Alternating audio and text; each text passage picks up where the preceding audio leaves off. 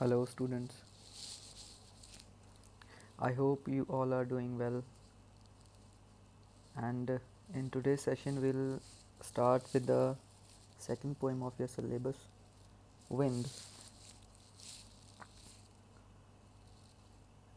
It's been written by Subramania Bharati. Wind. It's been written by Subramania Bharati, and actually, it was written in Tamil language, but later on, it's been translated. That is in your book. It's been later on translated by A.K. Ramanujan into English language, alright, and that is what we are having in your books. So before starting the poem, just let me brief you the summary what we are going to read in this poem. So basically, in this poem, the poet has symbolized wind with the difficulties, or you could say the hardships that we face in our day-to-day lives, all right. And the poet says, according to the poet, that strong people, those who are strong at heart, they resist to those hearts through those hardships, but the ones that are weak at heart, they could not resist through those difficulties, all right. So rest will, what the message is being conveyed, that will come across when we'll go through the poem. So let's get going with the poem. It's a small poem, all right. Let's start. In the first lines, the poet is talking to the wind, all right.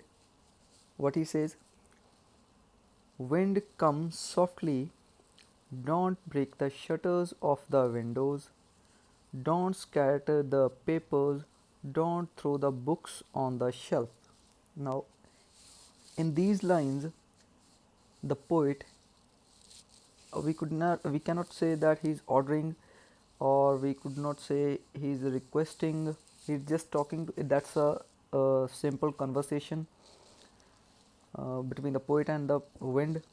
The poet is talking to wind, and what he wants the wind to do, he says to come softly, firstly, and the second thing what he says, not to break the shutters, the panels of the windows, secondly, not to scatter the papers, and moreover not to throw the books that's been kept on the shelf, all right. And we know that that's the most common things that happens when there is some strong wind blowing. Okay, moving to the next lines. There, look what you did, you threw them all down, you tore the pages of the books, you brought rain again.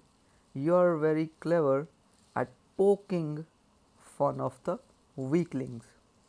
Okay, now what in these lines, what the poet says, whatever the poet was telling the wind not to do, the wind has done all those things, all right. Now, what has happened? You threw them all down. What are them over here?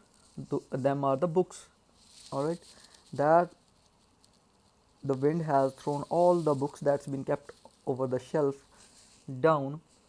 You tore the pages. Tore, you understood? I think you know the meaning of tore. You tore the pages of the books. You brought rain again. You are very clever at poking. What's the meaning of poking? I think that's a new word for you. Poking. Poking is, you could write it over down. Those who are having the books, they can write it, or others they can make the notes. Poking is to make fun of somebody or something, somebody, I suppose. You are very clever at poking, to make fun of someone, at weaklings. Who are the weaklings over here? Weaklings. Who are the weaklings? All those things that are weak, that could not resist the force of the wind. that could not resist. Either those are the persons or the animals, either they are living or the non-living things. Those are referred to as the weaklings over here. All right. Next, frail. What's the meaning of frail? Frail is the other word for fragile. What is fragile now? Anything that could easily be broken. All right, that's called frail or fragile. You can write it over down. Frail, crumbling houses, crumbling doors, crumbling rafters, crumbling wood, crumbling bodies, crumbling lives, crumbling hearts. What's the meaning of crumbling? Crumbling is to break something into fine or smaller pieces, to break something bigger into smaller pieces. All right, so that is called crumbling. What the poet says, that you are so strong that you break the houses, the doors, the rafters. What are rafters? The meaning of rafter, that's been given in the glossary also. Rafters is your, over here, rafters, sloping beams supporting a roof, especially in the places where snowfall is there. All right, those are called as the rafters. Sloping roofs of the houses, those are the rafters. Okay, the what the poet says, that you crush the houses, the doors, the rafters, the wood, or the bodies, whatever comes into your path, into smaller pieces. The wind god winnows and crushes them all. Winnows. I hope you are familiar with the term of winnows. Actually, winnowing is a process when the grains are freed from chaff, or you could say when the grains are being removed from the chaff or unnecessary material with the help of wind, with the help of blowing air, blowing wind. That process is called winnowing. All right, and that word over here has been used as winnows. What the poet says, the wind god winnows and crushes them all. He won't do what you tell him. Okay, the poet says that the wind god, the god that blows that wind, crushes them. Who are them? All those weaklings. Those weaklings are being referred as them over, and crushes them all. He won't do what you tell him. All right, who is he? The wind god. And him and he, these two words are used over here for the wind god. He won't do what you tell him. According to the poet, whatever we are going to tell the wind god, he is not going to do that at all. He is still going to, whatever we are going, irrespective of our requests, whatever we are going to tell that wind god, he is still going to break those fragile things using the hard or the strong force of the wind. Moving on, I'm in this line. So come, let's build strong homes. Let's join the doors firmly. Practice to form the body. Make the heart steadfast. What's the meaning of steadfast? Stable. Stable. All right. You can write the meanings there, and then later on that would be convenient to write the answers for you. Okay, what the poet says in these lines, the poet says, let's build strong homes and join the doors firmly. Strongly, firmly is your strongly. Practice to form the body, make the heart steadfast.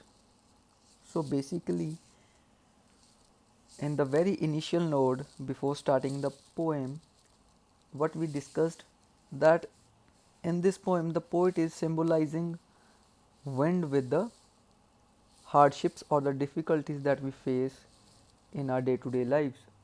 And later on, the poet has also mentioned his perspective, his point of view, that how we could resist through those difficulties or hardships. Now, in these four lines that we are going through, the poet is giving his point of view, all right, that how we could come through those hardships. So, come, let's build strong homes, let's join the doors firmly, practice to firm the body, make the heart steadfast. Steadfast is your stable. That may let's make our hearts stable and not the fluctuating thinkings of ours. Next lines. Do this and the wind will be friends with us. Now what the poet says, that if we are going to do all these things, if uh, if we are going to be ready for the wind, then in that case the wind, the same wind that causes so much devastation, will be friends with us. The wind blows out weak fires. Now, in this line, weak fires words being used. Weak fires actually symbolizes the people who are weak at heart, who could not make up or resist through the hardships or the difficulties that come into their path.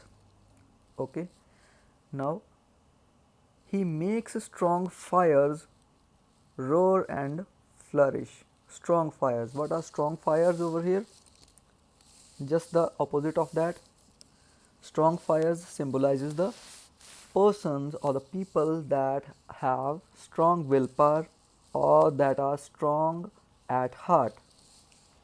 That he who is over here, who is he referred, he is the wind, same wind that used to cause devastation.